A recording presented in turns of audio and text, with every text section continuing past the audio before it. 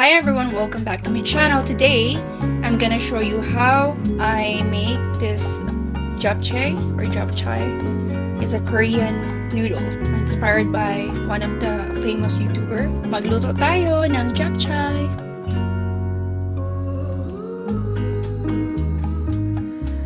So these are the ingredients that we need for japchae. I don't know if it's correct pronunciation, but yeah, japchae. So we have here white mushroom, shiitake mushroom. Supposed to be, yung kailangan ay yung dried shiitake mushroom, but I can't wait longer. So ito na lang ang gagamitin ko. So anyway, shiitake mushroom. And I have here beef. So I have to cut this. And sesame seeds, salt, sesame oil, and ground black pepper. Soy sauce, so I'm using our soy sauce or Filipino kind of soy sauce. Wala akong ibang soy sauce, so yan lang. Vegetable oil, and this is what I was looking for when I went to Korean grocery store for this. Korean vermicelli, but it's made out of potato starch or sweet potato.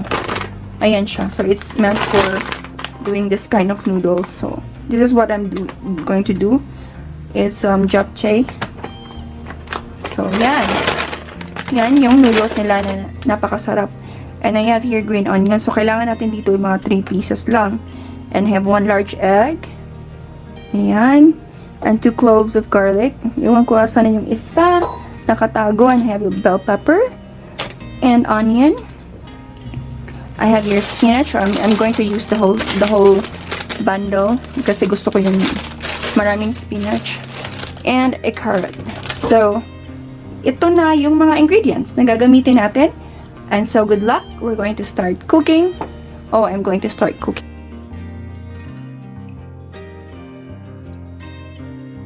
Una ang gagawin ko, I'm going to marinate the beef and the shiitake mushroom.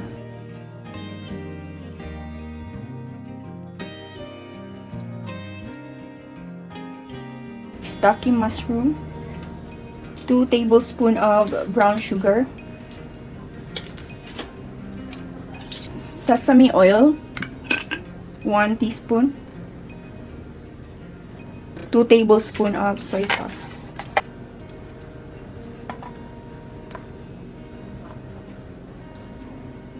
So yan, we'll just use our hand. Okay, now we're going to add garlic. Ihalo ng mabuti. Okay, set aside.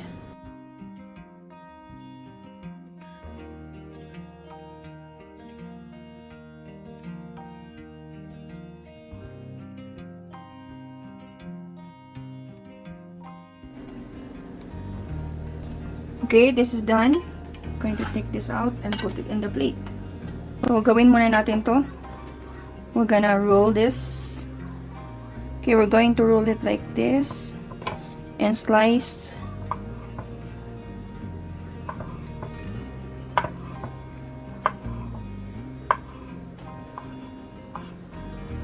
Okay, lagay natin dito. Set aside muna natin tapos i-mix natin later. Okay. Okay, it's boiling now, so I'm going to add spinach. So, enough lang. Nahugasan na yan. Mga 1 minute pabukalan. Okay, this is done. I'm going to take this out here. Tapos, hugasan ng tubig.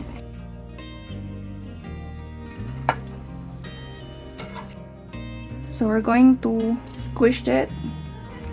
Kailangan ma-dry talaga siya. And once ma-dry siya, we have to cut it. Ganyan. Mga 4. And ito yung lalagyan natin for our final mixing. So, ilalagay natin siya sa gilid. And from that, lagyan natin siya ng soy sauce at sesame oil. 1 teaspoon of soy sauce. It's sesame oil pala yun. And this is the soy sauce. At haluin na naman siya ng mabuti.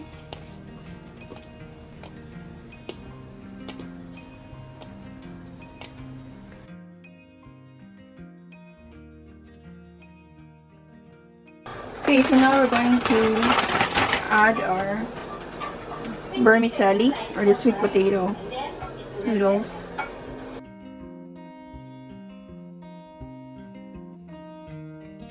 Okay, this is done. It's already soft and gooey. I tried it already.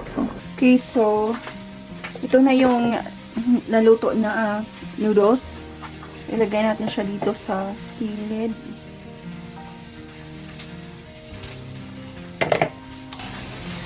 Dahil sa yung noodles ay napaka-haba, we can cut the noodles.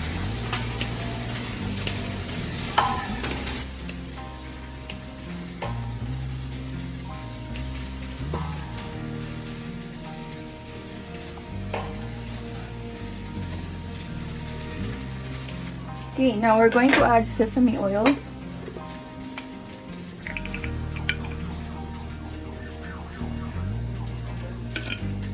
One, two tablespoon pala. 2 tablespoon of soy sauce. And then mix it. Mixed.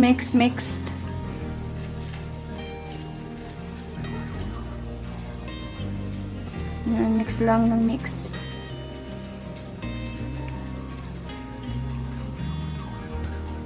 Yan. So, lagyan natin ng 1 tablespoon of sugar. Brown sugar yung noodles. Ayan. 1 tablespoon. And then mix it. Maganda pag magamit kayo ng ganito.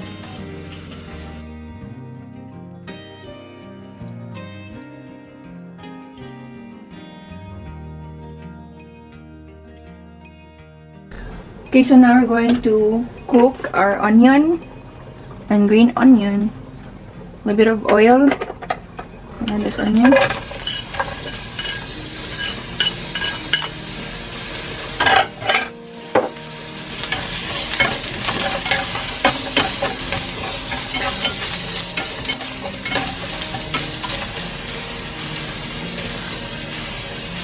Add the spring onion.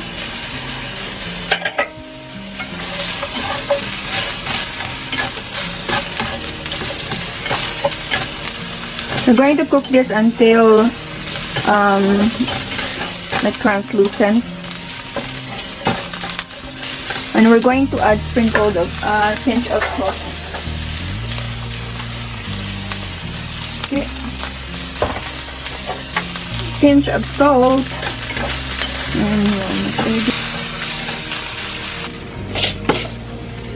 and then we're going to add our onion.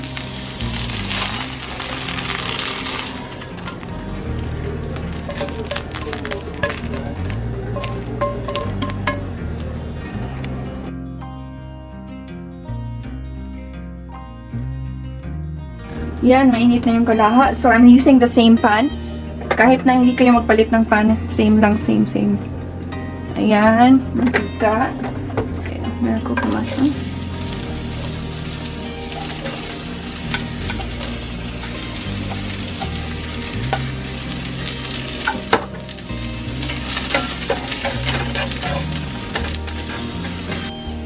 We'll sprinkle a little bit of a pinch of salt, some mushroom. Okay, it's almost done. I'm gonna take this out. Transfer it here. We have to add our mushroom.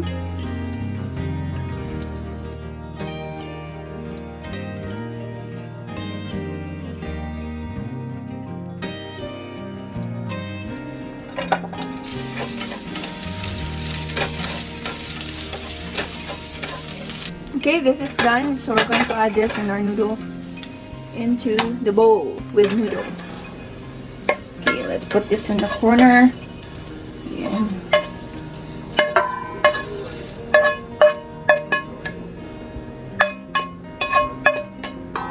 Ayan! Colorful!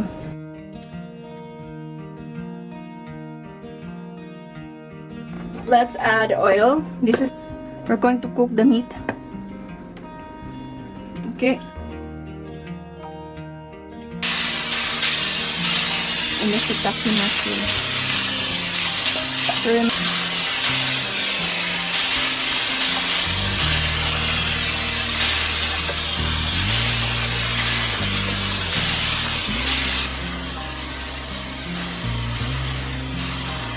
Almost done.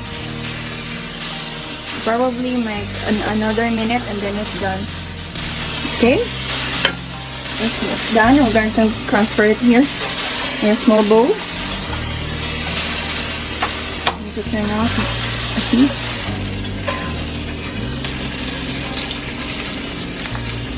Okay, I'm going to add this meat on top. Yeah.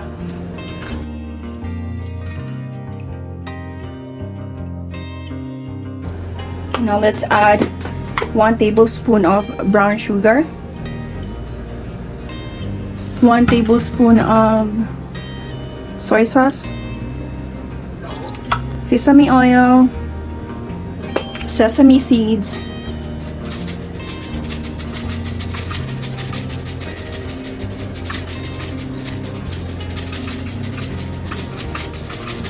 lots of sesame seeds, and ground black pepper. And let's mix it together.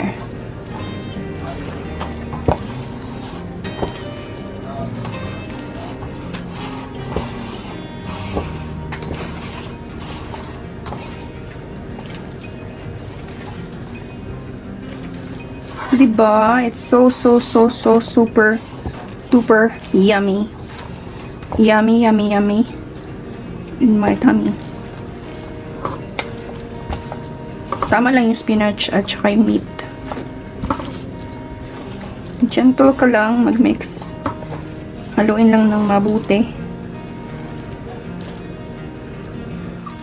And last but not the least, we're going to add scrambled egg.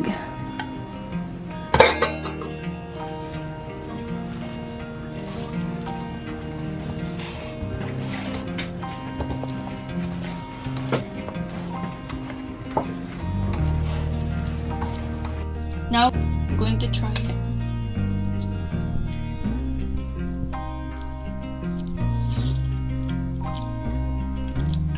So good. It's really good. Thank you for watching, guys. See you on my next video. Please don't forget to like and subscribe.